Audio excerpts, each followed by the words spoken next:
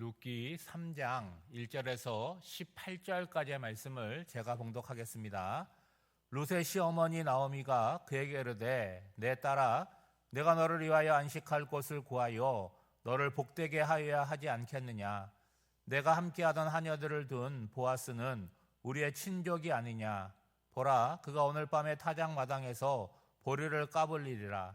그런즉 너는 모욕하고 기름을 바르고 의복을 입고 타작마당에 내려가서 그 사람이 먹고 마시기를 다 하기까지는 그에게 보이지 말고 그가 누울 때에 너는 그가 눕는 곳을 알았다가 들어가서 그의 발치이불을 들고 거기 누우라.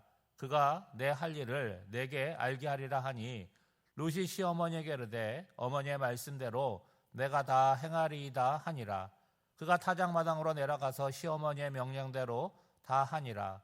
보아스가 먹고 마시고 마음이 즐거워 가서 곡식단 더미의 끝에 눕는지라.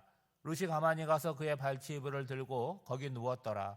밤중에 그가 놀라 몸을 돌이켜 본즉 한 여인이 자기 발치에 누워 있는지라. 이르되 내가 누구냐 하니 대답하되 나는 당신의 여종 룻이오니 당신의 옷자락을 펴 당신의 여종을 덮으소서.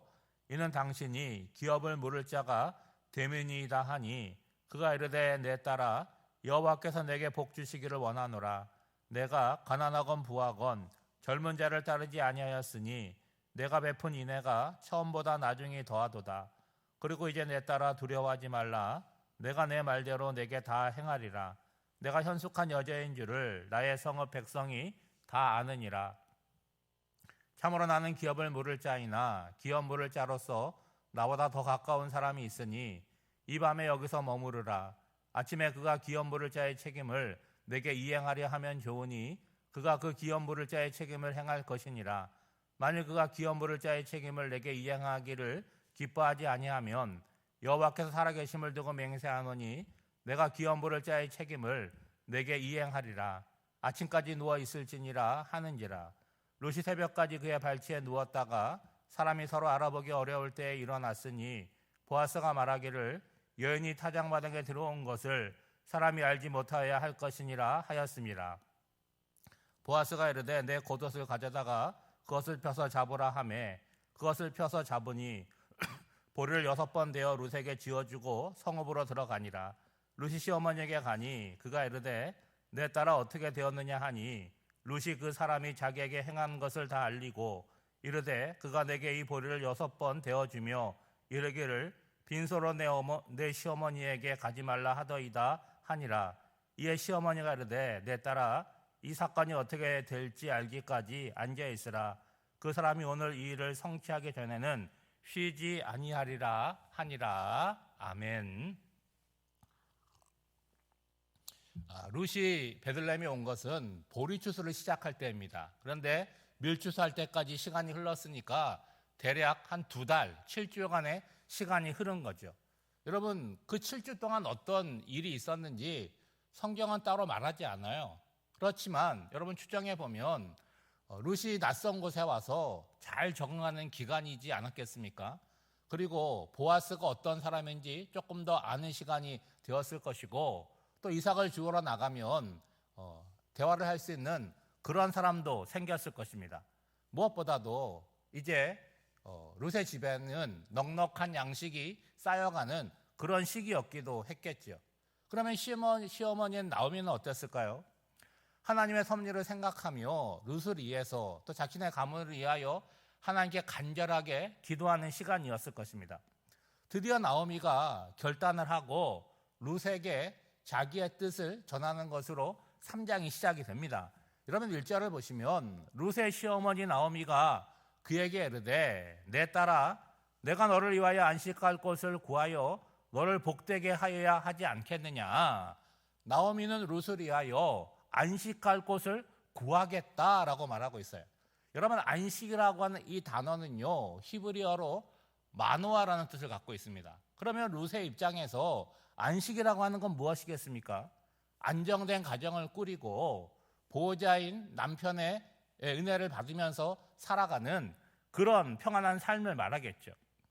여러분 나오미는 이 룻과의 관계가 시어머니인데 시어머니로서가 아니라 어머니로서 룻을 혼인시키겠다, 그렇게 말하고 있는 거죠.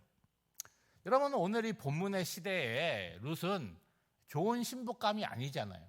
예? 어느 것 하나도 룻은 좋은 조건이 없습니다. 첫 번째 가장 불리한 조건은 뭡니까? 이방 여인이라는 거예요. 예. 여러분, 유대인은요 굉장히 혈족주의 아닙니까? 이방인 가운데서도 이 룻은요 이스라엘 사람들이 가장 가증하게 여기는 모압 출신입니다. 이게 첫 번째 불리한 조건이고, 두 번째는 한 번 결혼했다가 돌아온 사람이잖아요. 그리고 집도 가난하고, 또 누구를 모시고 있습니까? 시어머니를 모시고 있어요. 무엇보다 가장 불리한 것은 뭐냐? 결혼을 해도 자녀를 낳아주면 내 자녀가 되기보다는 그 집안의 대를 이어주게 되기 때문에 좋은 조건은 아니라고 하는 거예요. 그런데 그 뒤에 뭐가 있습니까? 하나님의 섭리가 있고 율법으로 보면 고엘 제도가 있다는 거죠.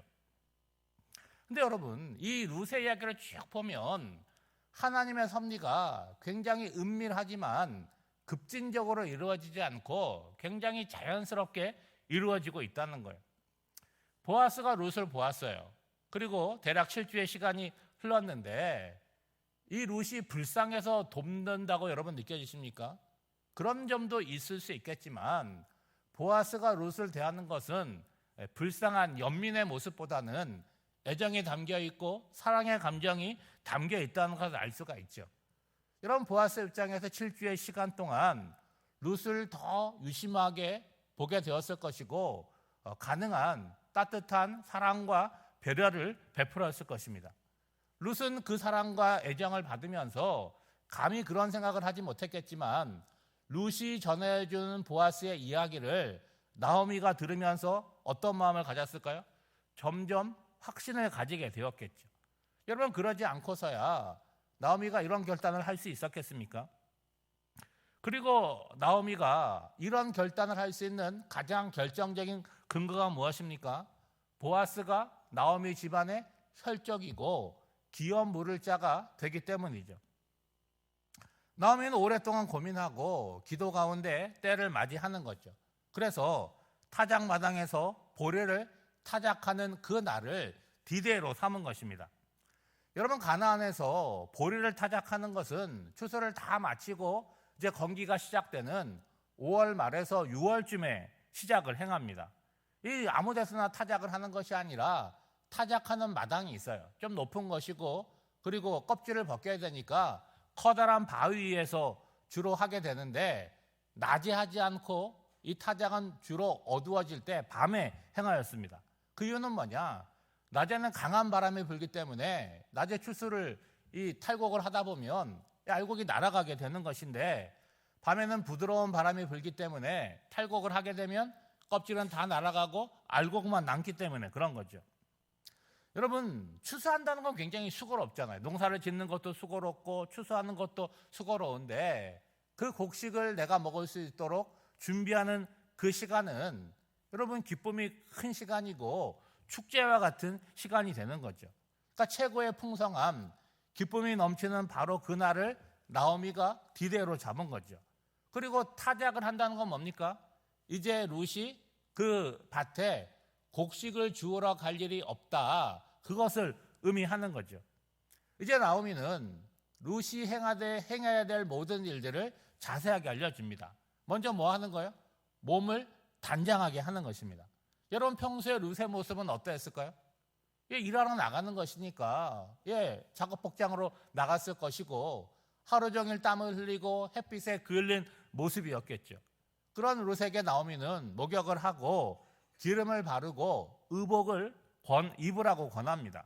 왜 그렇게 하는 거죠? 보아스에게 잘 보이라고 하는 것이지만 이러한 행동이 주는 의미가 있습니다. 여러분, 오늘이야 매일 목욕을 하고 몸을 단장하고 깨끗한 의복을 입는 거, 그거는 뭐 일상적인 일이겠죠. 근데 오늘 본문의 시대에는 이 장소에는 물이 넉넉하지가 않습니다. 물이 귀하죠. 그리고 기름은 향수를 의미하는 것인데 이건 매우 값이 나가는 것입니다. 그러므로 이러한 행위 자체가 뭐냐? 룻의 인생에서 그 날이 아주 의미 있는 날이다, 소중한 날이다 하는 의미를 담고 있는 거죠. 본문에서는 나오미가 자연스럽게 말을 하고 룻이 시어머니의 말씀에 그대로 순종하는 것으로 나옵니다만, 이제 추측해 보면 지난 7주의 시간 동안 나오미가 룻을 설득하는 시간이었을 것이라는 생각도 드는 거죠. 왜냐하면 룻이 베들레헴으로 돌아올 때는 어떤 마음이었겠습니까? 내 인생에 다시 결혼한 일은 없겠다, 시어머니와 함께 살아야겠다, 그런 마음이었겠죠. 그러므로 룻이 처음부터 시어머니의 뜻을 따르기는 쉽지 않았을 것입니다. 그러기에 시간이 필요했겠죠. 룻은 그대로 순종하였고, 이제 공은 누구한테 넘어가는 것입니까? 기업 물을 자인 보아스에게 넘어간 거예요. 오늘 본문의 마지막 절은 18절 하반절에 보면 그 사람이 오늘 이 일을 성취하기 전에는 쉬지 아니하리라. 여러분, 보아스의 이름의 뜻이 뭔지 아십니까? 빠름이라는 뜻이에요. 쾌속, 이런 뜻을 갖고 있습니다. 그러니까 사적인 관계가 이제 보아스가 어떻게 하는 거예요? 사장에 들어가게 되면 공적인 자리로 나아가게 되는 거죠. 오늘 본문을 통해서 두 가지로 좀 생각했으면 좋겠습니다. 첫째는 우리 인생의 가장 좋은 날은 아직 오지 않았다는 거예요. 오늘을 살아가면서 우리는 많은 걱정을 합니다. 뿐만 아니라 지나간 과거에 대해서 후회하는 마음을 갖고 있죠. 여러분, 걱정하고 있다라고 하는 것, 과거를 후회하고 있다라고 하는 것, 오늘 우리의 감정이 어떻다는 거예요? 부정적이라고 하는 거죠. 그래서 어떤 분들은 나는 안 돼, 나는 다 끝났어, 내 인생에 이제 좋은 일이 뭐가 있겠어 라는 이야기를 합니다. 여러분, 그것은 자기 스스로를 낮추는 것이고 자기 파괴적인 언어 아니겠습니까? 누가 안 된다고 그러는 거예요? 나 스스로 안 된다고 그러는 거예요. 왜 그런 단정을 하고 사느냐 하는 거죠. 여러분, 끝날 때까지는요, 절대 끝난 것이 아닙니다. 여러분, 예수를 믿는 사람들이 이런 말을 한다는 건 굉장히 불신앙적인 말 아닙니까? 예수님을 믿는데 예수님보다는 뭘 보는 거예요? 오늘 나에게 펼쳐진 현실에만 매몰되어 있는 거죠. 여러분, 나오미가 베들레헴에 돌아와서 뭐라고 얘기합니까? 나는 텅 비었다, 나는 나오미가 아니다, 말하다, 나는 쓰다, 그렇게 말하는 것과 똑같잖아요. 그런데 하나님께서 오늘 나오미와 룻을 모델로 세우신 거잖아요. 뭐라고 얘기하시는 거예요? 봐라, 누가 봐도 다 끝난 인생 같지만 끝난 것이 아니라 그들을 통해서 내가 새로운 일을 행하고 있다라고 말씀하고 있잖아요. 그래서 죽은 것 같은 나오미, 텅 비어 있고 인생이 쓰기만 나오미에게 뭐가 생깁니까? 기쁨이 생기고 다시 미래를 소망하고 꿈꿀 수 있게 되었다는 거예요. 우리들이 걱정하고 부정적인 말을 하는 이유가 있죠. 우리 인생이 잘 안 풀리고 여러 가지 문제가 있기 때문에 그런 거 아니겠습니까? 여러분, 그런 자리에서 우리에게 필요한 건 뭐겠습니까? 하나님을 바라보고 기도하는 거겠죠. 이런 문제들을 통해서 하나님이 어떻게 내 인생을 풀어가실 것인가, 그리고 세상이 고난이라고 말하는 그 사건을 통해서 하나님이 나를 어떻게 만들어 가실지를 바라보는 사람, 그 사람이 그리스도인이고 그 사람이 신앙인인 거죠. 또 하나는 뭐냐, 룻이 보아스를 통해서 사랑을 받고 배려를 받고 은혜를 받습니다. 그것이 뭘로 나타납니까? 곡식으로 나타나잖아요. 그러니까 특별한 일이 있을 때마다 곡식을 주는 거예요. 오늘 3장에도 보니까 곡식을 6번 베어주지 않습니까? 여러분, 거기에 만족하지 말라는 거예요. 거기서 한 걸음 더 적극적으로 나아가라는 것입니다. 보아스를 통해서 내가 곡식을 한 줌 받는 것, 한 자루 받는 것, 그것으로 멈추지 말고 그 곡식을 줄 수 있는 보아스의 품에 안겨라 라고 하는 거죠. 여러분, 하나님을 믿고 신앙생활을 하는데 하나님께서 나에게 주시는 복을 구하지 않습니까? 그게 뭐 각자마다 다를 수 있겠지만, 여러분, 지혜롭다라고 하는 건 뭐예요? 그 하나님을 나의 아버지로, 그 하나님을 나의 보호자로 모시면 되는 거 아니겠어요? 그런데 하나님과 멀리 떨어져 있어서 그분이 주시는 것만 받고 내 문제만 맡기고, 그거는 이례적이지 않습니까? 문제를 갖고 있고 문제를 안고 있는 나 자신이 하나님 품에 안기면 그분과 함께 내 삶을 살아나가는 것, 그것이 여러분 진정한 신앙 아니겠습니까? 그러므로 오늘 새벽에 나오셨는데 내 속에 걱정이 있고 염려가 있다면 하나님 앞에 내려놓고 우리의 죄를 대속하시기 위하여 마치 보아스와 같이 이 땅에 고엘로 오신 예수 그리스도를 의지하고 그분의 품에 안겨 살아가는 저와 여러분이 되시기를 주님의 이름으로 축복합니다. 기도하겠습니다. 하나님 아버지, 세상에서는 욕심을 내기도 하고 적극적으로 살아갑니다만 신앙 안에서는 소극적이고 미래 없이 살아갈 때가 많이 있음을 고백합니다. 신앙 안에서도 소망을 품고 적극적으로 하나님께 나아가기를 원합니다. 적당함에 머물러 있으면 정체되고 퇴보할 수밖에 없습니다. 우리 안에 성령께서 역사하심으로 힘차게 앞으로 나아가게 하시고 하나님 앞에 당당하게 나아가는 자녀들이 되게 하여 주시옵소서. 세상은 끊임없이 부정적인 말로 우리의 마음을 흔들어 놓고 힘을 빼놓습니다. 거기에 휘둘리지 않고 내가 서 있는 자리, 내가 감당해야 될 몫을 성실하게 감당하게 하사 그리스도인의 다름이 나로부터 시작되게 하옵소서. 오늘도 새로운 하나를 허락하여 주시고 주의 전에 불러주셔서 하나님의 말씀을 듣고 기도하게 하여 주시니 감사드립니다. 우리의 영원한 구원자가 되시는 예수 그리스도를 바라보게 하여 주시고 우리 안에 모든 걱정과 염려를 내가 지지 않고 주님께 온전히 맡기는 이 시간이 되게 하여 주시고 오늘 하루를 살아갈 수 있는 세임과 능력을 받는 소중한 시간이 되게 하여 주시옵소서. 사랑하는 성도들, 또 연휴를 보내고 오늘 또 삶의 자리로 나아가서 살아갈 때에 주님과 함께 동행하는 복된 한 날이 되기를 간절히 바라옵고나오며 이 모든 간구를 예수님의 이름으로 기도하옵나이다. 아멘.